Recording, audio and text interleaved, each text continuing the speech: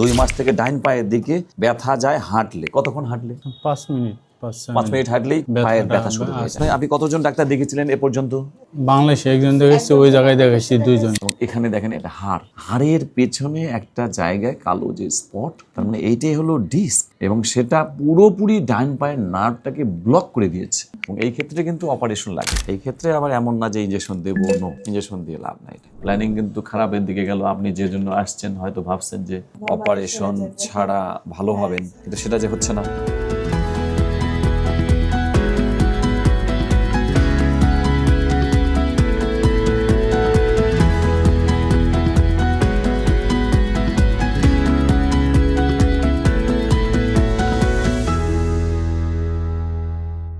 এখন আমরা দেখব সৌদি আরব প্রবাসী যিনি জেদ্দায় থাকেন না, নিজাম ভাইকে, যিনি এসেছেন দোহার থেকে। তো ওনার পিএলআইডি সমস্যা, দেখি ওনার কি সমস্যা। আপনার সমস্যাটা লিখেছেন এখানে, 2 মাস থেকে ডাইন পায়ের দিকে ব্যথা যায় হাঁটলে। কতক্ষণ হাঁটলে? 5 মিনিট 5 মিনিট হাঁটলেই কি হয়? পায়ের ব্যথা শুরু হয়ে যায়। আস্তে আস্তে শুরু হয়। তখন কি করেন?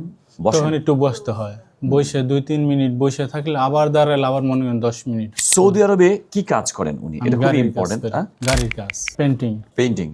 খারাপ কাজ, সামনে ঝুঁকে থাকা লাগে, এদিক লাগে ওদিক লাগে। তো যে কাজগুলো সামনে ঝুঁকার কাজ, যেমন হচ্ছে গার্ডেনিং, বাগানের কাজ, মালির কাজ, অথবা আমি বিদেশের কথাই বলতেছি, দেশের কথাটা না, অথবা যারা লরি টাইপের বড় গাড়ি যারা চালায়, সেটা রাস্তা যতই স্মুথ হোক না কেন, এই গাড়িগুলো চালানো এই পেশা। এবং সিঙ্গাপুর বা মালয়েশিয়ার মতো বিল্ডিংয়ের যত ধরনের কাজ আছে, সেটা ইলেকট্রিক্যাল কাজ থেকে শুরু করে রড সিমেন্টের, মানে যত ধরনের কাজ, এই কাজগুলো পিএলআইডি রোগীর জন্য খুবই কঠিন একটা কাজ। উনি হলেন পেইন্টিং এর কাজ। তাহলে পেইন্টিং কিভাবে করে ওখানে সৌদি আরবে? মানে ঘরের ভিতরে বা বাইরেও তো করে, ইন্টেরিয়র গাড়ির কাজ করে। গাড়ির পেইন্টিং কিভাবে? আপনি নিচু হন নাকি সোজা হয়ে থাকে? সোজা হতে হয়, নিচু হতে হয়, সব সিস্টেম। যেমন একবারে নিচে কাজ করলে বাম্পারের নিচ দেয়, তখন বসে নিতে হয়। কিন্তু অনেক সময় আছে না, গাড়ি নিজেই ঘোরে, মেশিন দিয়ে সব ঘোরানো হয়, এরকম তো আমি দেখছি যে আছে। না, ওইটা আছে, ওইটা হলে ডেন্টিং এর কাজ যারা ওরা করে। কারণ গাড়িটা অ্যাক্সিডেন্ট হলে ওইটার চতুর্দিকে বাঁধতে হয়, বাঁধার পরে যে দিক থেকে যখন সুবিধা ওই দিক থেকে কাজ করে। বারবার ঘোরানো হলে ওইটা হলে অসুবিধা হয়, কাজের জন্য বিঘ্ন ঘটে। আচ্ছা, যে হোক, আমরা এখন জানলাম যে উনি দাঁড়িয়ে থাকলেই ওনার ব্যথা শুরু হয়, বসলে আবার ঠিক হয়ে যায়। এটা এমন একটা অবস্থায় আছে। ওনার এমআরআই আমরা দেখছি।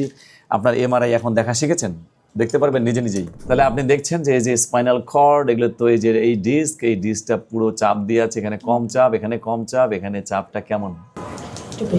বেশি মানে কেমন? একটু পিছনে গিয়ে ওই যে সেই উপর দিকে, এবং উপর দিকে গেলেই তো তখন অপারেশন। আমরা যেটা বলছি, দেখেন আপনি তো লিখেছেন যে ডাইন পা, ছবি কিন্তু তাই বলছে। এটা সবার চেয়ে নিচের ডিস্ক, এটা সবার চেয়ে নিচের ডিস্ক।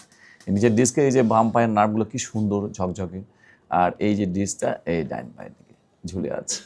এবং এখানে দেখেন, এটা কিন্তু ডিস্ক না, এটা হাড়ের পেছনে একটা জায়গায় কালো যে স্পট, তার মানে এইটাই হলো ডিস্ক, এবং সেটা পুরোপুরি ডাইন পায়ের নার্ভটাকে ব্লক করে দিয়েছে। মানে একটু ফাঁকাও রাখেনি, পুরোপুরি ব্লক। এবং এই ক্ষেত্রে কিন্তু অপারেশন লাগবে। এই ক্ষেত্রে আবার এমন না যে ইনজেকশন দেবো, নো, ইনজেকশন দিয়ে লাভ নাই। এটা বাইরে একটা সৌদিতে ইনজেকশন ইনজেকশন এপিডুরাল ইনজেকশন, ওটা সৌদি আরব তো ব্যথার ইনজেকশন দেয়। ব্যথারি 4টা ইনজেকশন দিছে ওরা। 4টা না? তা আপনার কিন্তু প্ল্যানিং পরিবর্তন হয়ে গেল, মানে পরিবর্তন না, প্ল্যানিং কিন্তু খারাপের দিকে গেল। আপনি যে জন্য আসছেন হয়তো ভাবছেন যে অপারেশন ছাড়া ভালো হবেন, কিন্তু সেটা যে হচ্ছে না। যাবেন 2 মাস পরে না, ফেব্রুয়ারি লাস্টের দিকে, কিন্তু আপনাকে অপারেশন করতে হবে। এভাবে যাওয়াটা বোকামি। Operation must. ডায়াবেটিস আছে। এখন অন্য রোগীদের ক্ষেত্রে অপেক্ষা করা যেতে পারে, যেহেতু বাংলাদেশে যারা থাকে তারা ব্যায়াম করে কিছুদিন দেখতে পারে। কিন্তু আমরা যারা বাইরে যাবেন তাদের জন্য ওইটা বলি না যে আপাতত দেখেন, আপাতত এই করেন, এরকম না। যেটা হবে সেটাই। অপারেশন না লাগবে, কোনো সমস্যা নাই। কিন্তু যদি অপারেশন লাগে, তাহলে আর্লিয়েস্ট পসিবল অপারেশন করে নেওয়াটাই উচিত। শুধু না, এটা করতেই হবে, না হলে উনি বাইরে গিয়ে আবার ফিরে আসতে হবে, তখন তার অনেক বেশি অপচয় হয়ে যাবে। তাহলে আপনি কতজন ডাক্তার দেখেছিলেন এ পর্যন্ত? বাংলাদেশে একজন দেখেছি, ওই জায়গায় দেখেছি দুইজন। অপারেশন বলছে দুইজনই না। আর বাংলাদেশে ডাক্তারের নাম উচ্চারণ করবেন না। যাকে দেখাইছিলেন তিনি বলছেন নাও লাগতে পারে। লাগবে, ওষুধ দিলাম, কিছুদিন খেয়ে দেখেন। তিনি কি বিষয়ে, স্পাইন নিউরো সার্জারি না স্পাইন নাকি পাইলট অর্থোপেডিক্স? এই তো না, ঠিক আছে। তাহলে আপনার কিন্তু অপারেশন লাগবে, আমরা একটু জোর দিয়ে বলতেছি অপারেশন মাস্ট। উনি জোর দিয়ে বলেন না, বলছে কিছুদিন ওষুধ খেয়ে দেখেন তারপরে দেখা। আমরা ভাবছি আপনি তো ডোজটা বাড়াই দিচ্ছে।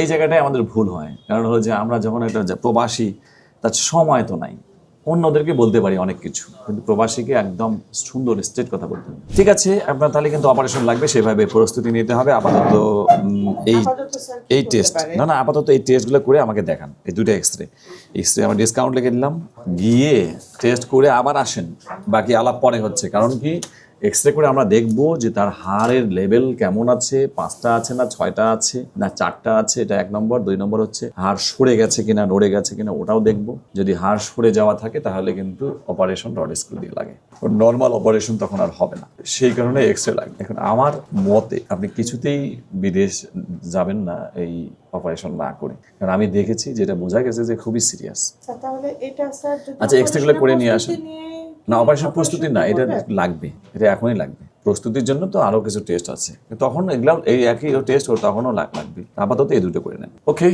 আজ এই পর্যন্ত।